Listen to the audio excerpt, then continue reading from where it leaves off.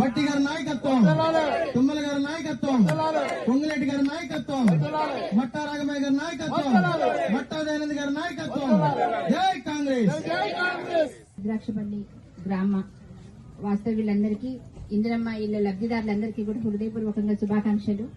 గత 10 సంవత్సరాల నుంచి మనం ఎప్పుడా అని ఎదురు చూస్తున్న ఇల్లు ఇవాళ కాంగ్రెస్ ప్రభుత్వంలో నిజమైన ఇందిరమ్మ రాజ్యం అంటే ఏంటో చూపిస్తూ ఇవాళ ఈ చిన్న పంచాయతీకి మనం 35 ఇల్లు ఇవ్వడము, దాన్ని ఈ రోజు మీరందరూ కూడా మంచి రోజు చూసుకుని ఇవాళ శంకుస్థాపన చేసుకోవడం అనేది చాలా ఆనందదాయకం.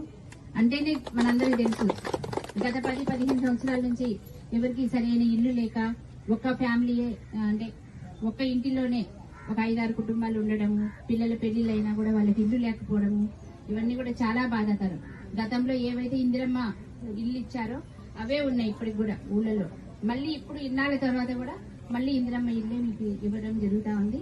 ఇందుకోసం మన సీఎం రేవంత్ రెడ్డి గారికి కానీ, మన పొంగులేటి శ్రీనాన్న గారికి ముఖ్యంగా, అలాగే తుమ్మల నాగేశ్వరరావు గారికి, బట్టి గారికి కూడా మనందరి తరఫున హృదయపూర్వకంగా కృతజ్ఞతలు తెలియజేసుకుంటూ, మీరు తొందరగా ఇల్లు కట్టుకోవాలి, తొందరగా ఇల్లు కట్టుకొని మళ్ళీ ప్రారంభోత్సవాలకు కూడా పిలవాలని మనస్ఫూర్తిగా ఆకాంక్షిస్తున్నాను. అలాగే ఇవే కాకుండా మనందరికీ లేడీస్ కి ఆర్టీసీ బస్సులో ఉచిత ప్రయాణం ఉంది. దాదాపు అందరూ ఒకసారైనా ఎక్కే ఉంటారు. అలాగే కరెంటు కూడా 200 యూనిట్ల వరకు మనకి ఉచితంగా వస్తుంది. రేషన్ కూడా ఇప్పుడు సన్న బియ్యం వస్తుంది. అలాగే కొత్తగా కుటుంబ సభ్యులను కూడా మన రేషన్ కార్డులో యాడ్ చేయడం జరిగింది.